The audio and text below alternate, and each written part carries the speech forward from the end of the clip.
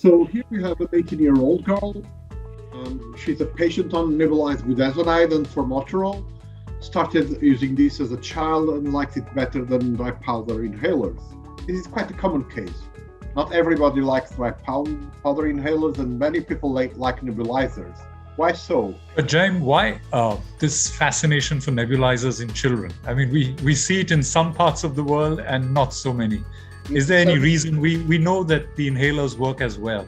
Do you have a thought why people like to put them? I have a thought, and there's been some research on that. It has to do a lot with the fact that people have seen that when they have severe, asthma exacerbations and they go to the ER or they go to their clinic, they very often were put on nebulizers because it was thought to be an easy way and quick way of delivering the treatment. And people thought always, and they associate worsening of symptoms with use of nebulizers, so that must be a very good thing.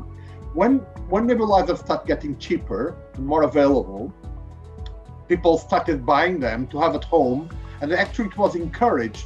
I just give you an example. In my country, in the past, you could have a nebulizer at home for no cost at all from the National Health Service, and you had to pay for your spacer. I've been fighting for 20 years until finally the nebulizers have been recommended not to be used in practice unless in certain conditions that we'll see further in this case. And then spacers got paid by the National Health Service, not fully, but at least there's a co-payment from the National Health Service, and they became much more affordable. So just by a small, simple measure, people got the idea that nebulizers were the best thing. It's like one pediatrician told us in Mumbai that it's very simple to use. And I said, how can you call it simple when it takes much more time to use? Yes, exactly. And she said, fill it, shut it, and forget it, she told me. So I said, okay. So the question is, are nebulizers really better? And so in this paper from the Clinical Pediatrics from 2008, the authors conclude that despite the evidence that the PMDIs with or without spacers may be as effective as delivering medication for acute asthma, nebulizers continue to be popular with both practitioners and patients, mainly because they require minimal patient cooperation.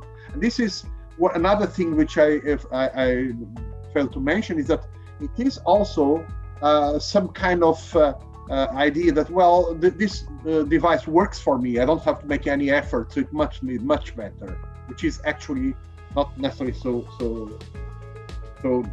Does COVID change that? Alan. So nebulizers have this great attraction because you just slap it on, as you say, Sujit, and you don't have to think about it. You don't have to think about your inhaler technique. Sure. There's also this mystique about having this mist coming out there that must be magically better, and technology is always exciting for people to have something that looks like this is so much more high tech. Sure. But we do know the evidence is clear that they're not any better. We have actually changed with our first SARS episode. We started changing in North America. We no longer use nebulizers for acute asthma. We use chambers and MDIs because of just that risk of infection translation, which then leads to COVID. And of course, Gina, amongst other organizations, have given some guidance about COVID and asthma. The next slide talks about overall the principles here, that actually asthmatics are not at higher risk of developing COVID and not at higher risk of developing severe COVID unless they are uncontrolled. So the clear message is they should take their asthma medications and stay in control, especially inhaled steroids.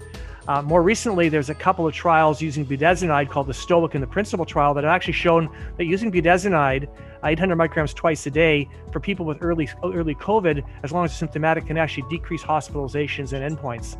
So inhaled steroids may actually prevent the attachment of the virus to the ACE receptor in the lung. So this is very exciting times in terms of trying to find something to do about it. But just go back for a second, Jaime, I'm sorry, that we also want to talk about nebulizers being something that they shouldn't use because of that aerosol generating procedure. And of course, this is a really good time to reinforce adherence, because people are very afraid, as they should be, and certainly right around the world now, we're having a third wave of COVID. They should be afraid of this, and therefore having an action plan to deal with their asthma so they don't have to go see a clinician, just stepping up their therapy if their asthma symptoms increase in the absence of COVID symptoms. So moving on to the next one, So, Alan, do you see? Sorry to interrupt you, Alan, but do you see a sea change in asthma practice because of COVID in the future as well? Well, excellent question. The current change is we're not doing spirometry routinely. That's big. Right. Nebulizers are now being taken off as a routine therapy.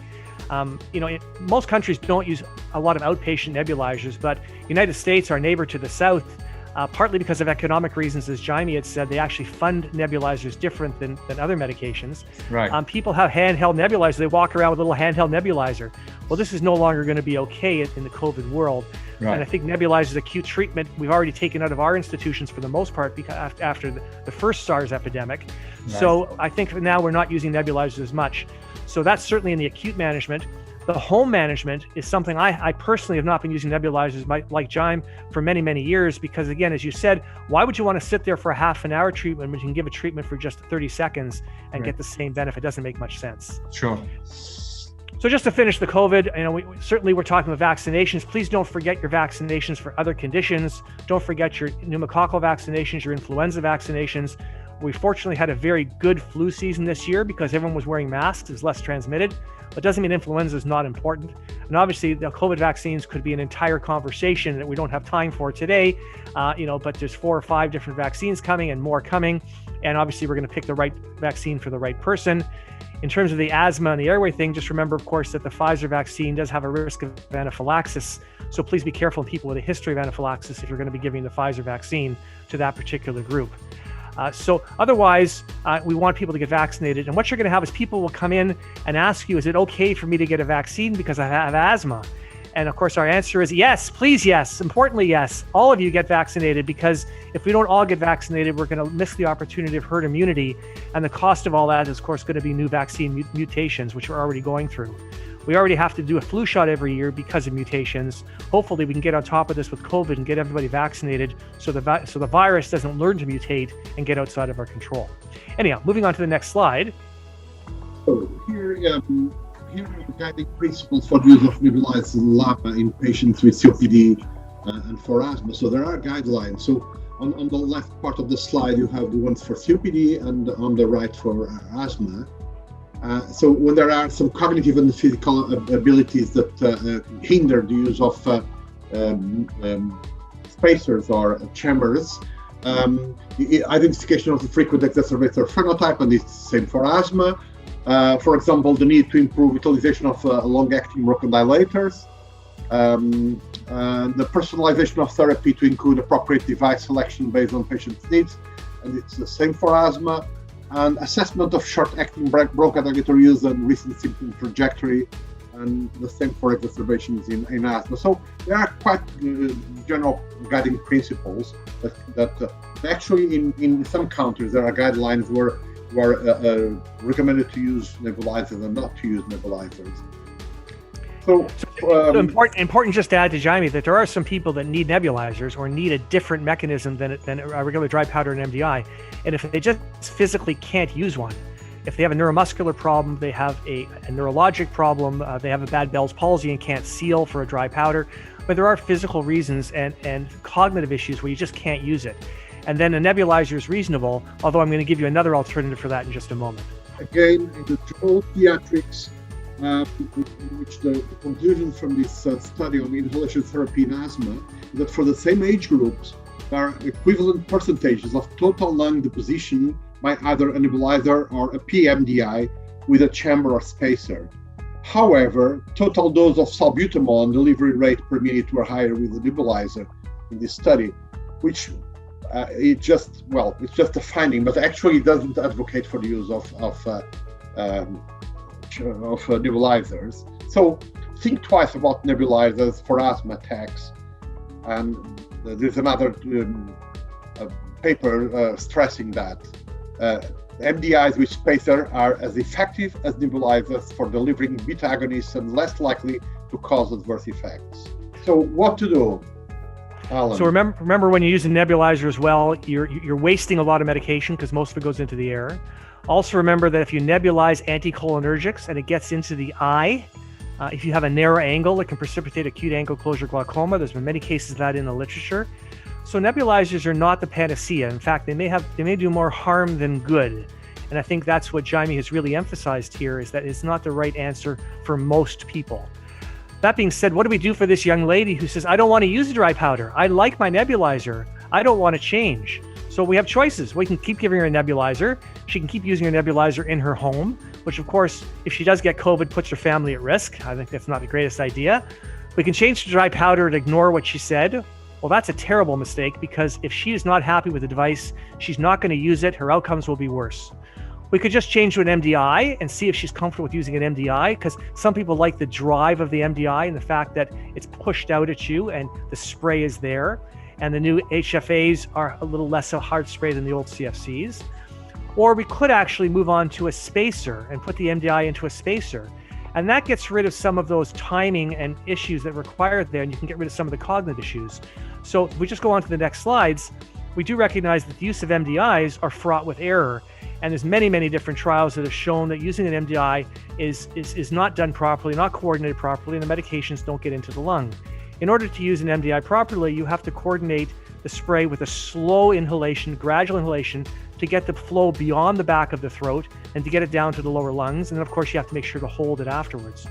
So you've all seen patients who breathe it in too fast. You've all seen patients who spray and don't wait between doses. There's so many things that people do wrong, and that's why we actually have to watch people use their medication. But if we use a spacer in the next slide, you can see that it's really going to optimize the therapy. By putting a spacer on, we get rid of some of those large particles which otherwise would have just hit the back of the airway, and the smaller particles are better able to be inhaled down to the lower part of the lung where they actually work. We don't want particles in the upper airway. That's what just causes thrush and dysphonia and cough. We want particles into the lower airway where they're going to actually be active. And by using a spacer device, we can actually mediate the medication getting down lower. And because you're just spraying into the device and then breathing at your own sort of rate for the most part, then you can actually not have to time it quite as well. Clearly, if you time it, it works a bit better. But even for young children, the way we use this, we use a spacer with a mask and then just have the child breathe at the regular tidal volume, 6 to 8 breaths. They're going to get the medication from the spacer. So I think for the most part, if we use a spacer with an MDI, we're going to have much better delivery. And quite frankly, I think for anyone who's using an MDI steroid, a spacer is almost key in terms of getting proper delivery. So if we look at this next slide, we can talk about, here's some evidence that says, well, if you use an MDI without a spacer and you delay that inhalation by just a half a second. So normally you should start your breath as you spray as you press on the device. But if you delay for just a half a second, your oropharyngeal deposition goes up to 60%, versus 10%. Your lung deposition goes down significantly.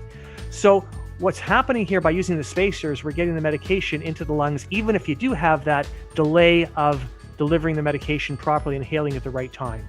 So the spacer allows for those errors of technique and so on. Next slide. So once again, just looking at this a little bit differently, here's a situation again where there's a couple of drug names there, but it doesn't matter which medication we're talking about, because I showed you this is suspension or solution, because some of the inhaled steroids come in different delivery systems. But you can see that if you use a valve holding chamber, your amount of oropharyngeal deposition is much less. And I'm sure like me, you have patients that develop thrush and have irritation in their throat because of the steroids, have trouble singing and so on. Using a chamber will make a great difference to that.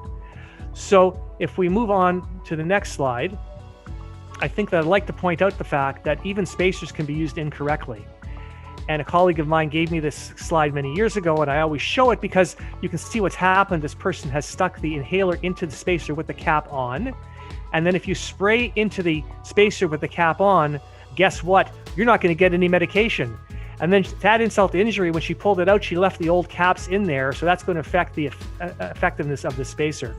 So once again, the point this makes to me is that we actually have to see our patients use their inhalers. We have to watch them. And I know this is a virtual world now with COVID. Often we're doing things virtually, but we have the ability and the technology to watch people use the devices through a Zoom video or a FaceTime or something like that. So actually watching people to do this. So what actually happened with this young lady, next slide, is she did not want to use a dry powder. So again, don't bang your head against the wall on this, because she's not going to use it and you're going to have bad outcomes. We switched her to an ICS Laba MDI with a valve holding chamber, and she was actually quite happy with this because she didn't have to time it so much. Okay. Again, you can use a chamber with or without a mask. The advantage of using a mask is sometimes you inhale a little bit through the nose. So if you have rhinitis, you may get some benefit that way. Otherwise, most people could just manage with the chamber without the mask. It's a little less costly. And frankly, she started taking it pretty well just once a day. And this was a twice a day ICS LABA.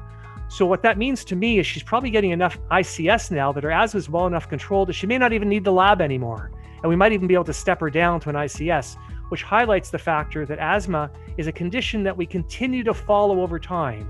And we step up therapy, which I think we do when we have lack of control. We've talked about that.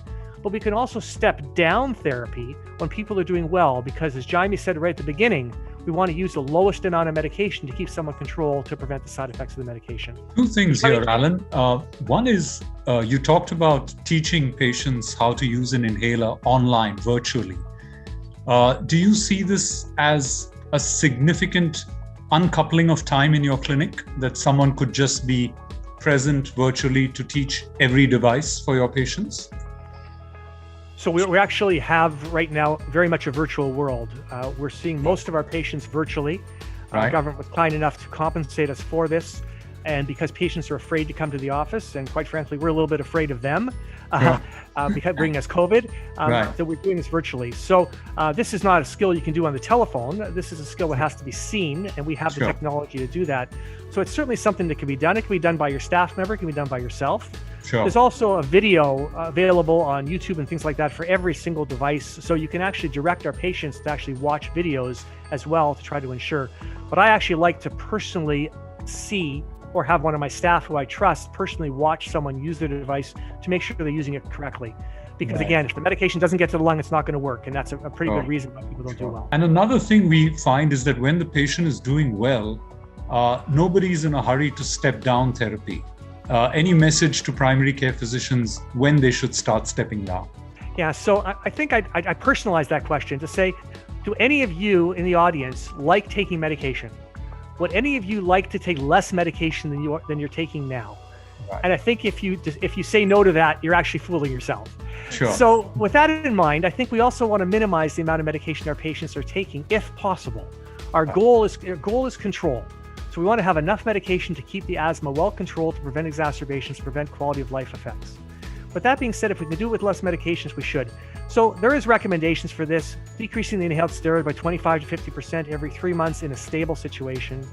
Please don't do it right now during COVID, because the last thing you want to do is have people getting symptomatic during COVID, because then you're not sure if it's COVID or not, and that brings up a whole other differential diagnosis. Don't do it if you're pregnant, because if you're pregnant, you don't want to step down and get an exacerbation. It's bad for the mother and the baby. And don't do it if you're about to travel. Not that anybody's traveling now, but don't do it if you're about to travel, because it may be difficult to get healthcare when you're far away from home. But other than that, in a stable situation, no exacerbations, really good control, I think it's reasonable to cut down your steroid dose by 25 to 50%. And when you get down to a bit of a lower dose ICS LABA, potentially, as in this case, potentially stepping off the LABA because it's not necessary anymore. Sure. If I may add to that, I think it is a very good point that Alan just said. Furthermore, from the patient point of view, and if you consider the patient point of view, very often patients will discontinue or even reduce the number of times they do the inhaled steroid, and not always tell the physician. So, knowing that the right approach is to tell the patient that they should use the inhaler in order to control symptoms, and if symptoms are under control, it means that they don't need to use it so often. We can actually validate the need to step down and tell this to the patient. We are actually, rather than the patient not doing it and hiding it from us, we are actually validating something that is good practice, good clinical practice, which is to step up and down according to the variability of asthma symptoms along the ear or along the mouth. As we know, asthma is a very variable condition with different symptoms every day and every month. So we can step down and step up according to the needs of the patient, and this needs to be done in a more proper way by interacting with the patient.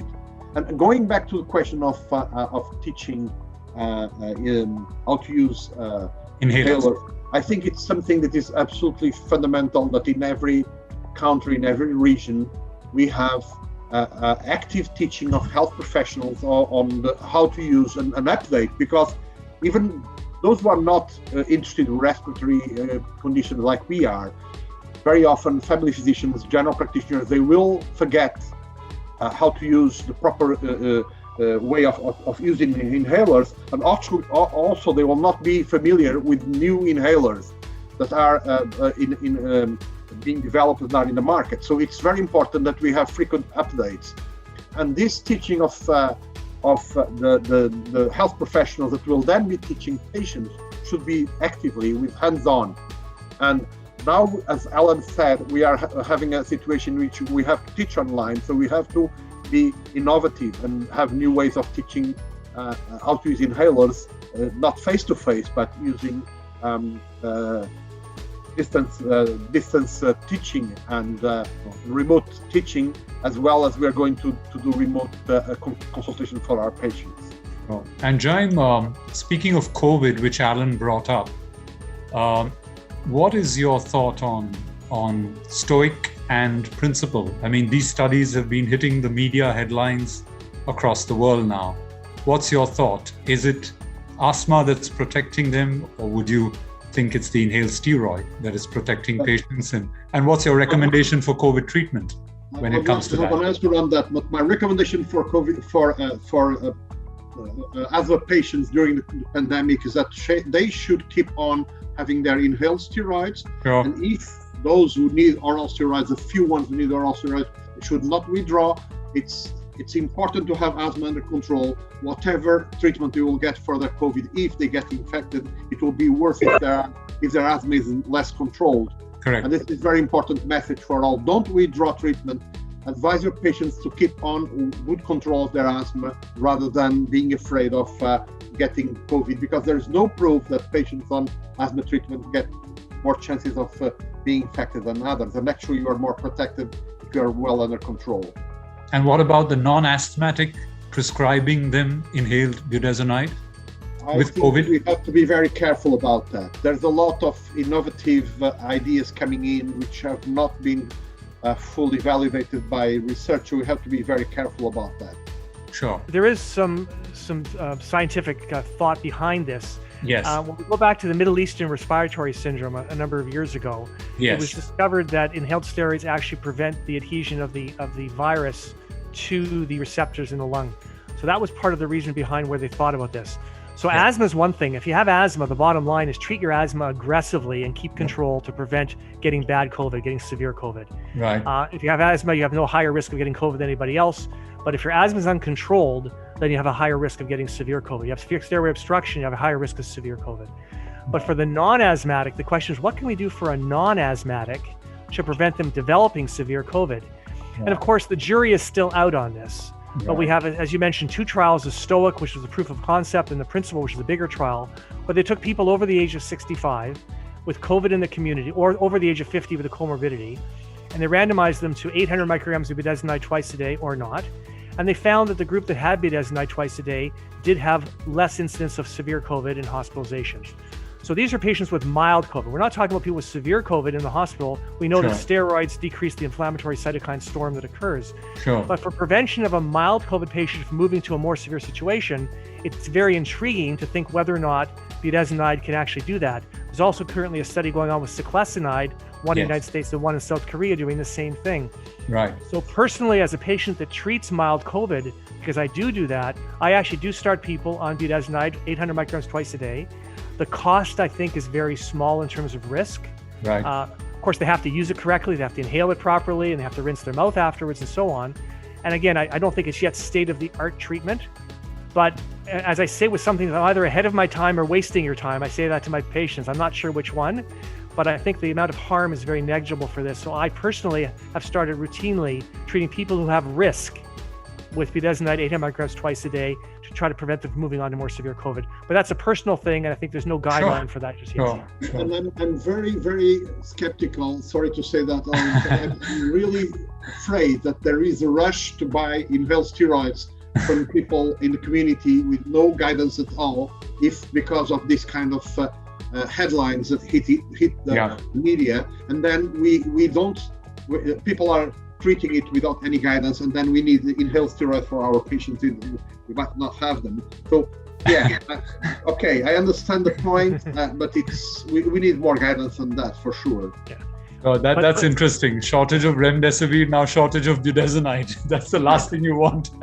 Yeah, but this is not chloroquine. So we're not getting chloroquine issues because of a medicine that didn't work at all. It has real harm in terms of chloroquine. So I think the downside's a little less, but I certainly respect what Jaime said is an issue. We did have certainly an issue with inhaler availability early on in COVID. People were stockpiling their salbutamol. We didn't have enough. It was a real issue. So I think that is a concern. So yes, these are all things we have to think about. The question is what you can offer your patient to try to prevent them from getting more severe COVID. We only have so many things we can offer them once they get ill with it. I can tell you that personally, a colleague of mine is a family doctor in Edmonton who recently contracted COVID despite having one vaccine. A patient came to the office with it. He is an asthmatic, and again, our discussion was to make sure he increases his inhaled steroid to try to prevent him from having a bad outcome. And so far, he's feeling okay, and I'm grateful for that. Sure. It's interesting how they did the Oxford study, because in the UK, there was no treatment being given for COVID at that time. When I spoke to Mona Bafadel, and she said that they were just treating them based on symptoms, and they offered an investigational drug. In India, we had a problem actually because so much was being thrown at the patient, which was not necessary, ivermectin, doxycycline, that it was hard to do a clinical trial actually in that setting. So it's interesting how different geographies look at this. And I get Jaime's point. You don't want to have an overkill on this without some better studies as well. I agree. The problem with COVID is we don't have time. So we sort of have to jump in a little bit. So that's why all these things are being thrown about. I wanted to come back to your step down therapy and give one other comment about step down. I think Jamie alluded to this very nicely about the fact that stepping down is what patients often do themselves. Right. And because they do it themselves, they have to be comfortable to talk to us about that. And I think if we tell patients that our goal for them is to get them perfectly controlled with a minimal amount of therapy, and that we're going to work together with them to reduce their dose of medication to the optimal dose and the minimal dose, they feel less necessity to cut down on their own. Right. And the last comment on this is going to be, remember, asthma is a chronic disease. And it's quite clear that the recommendation is such that do not stop your inhaled steroids entirely. They should step down to a low dose, but not zero, because it's a chronic inflammatory eosinophilic disease that requires long-term treatment. So just please remember that. Absolutely, yeah. So we could come up to the summary now. I think that the important thing about this case is that it's important to make the correct diagnosis. It's also very important to reassess for optimal outcomes, and that drug delivery in obstructive airway disease is critically important to get it right. The way that the patient likes, the way that the patient does it properly, and the right dose and the right timing and the right frequency.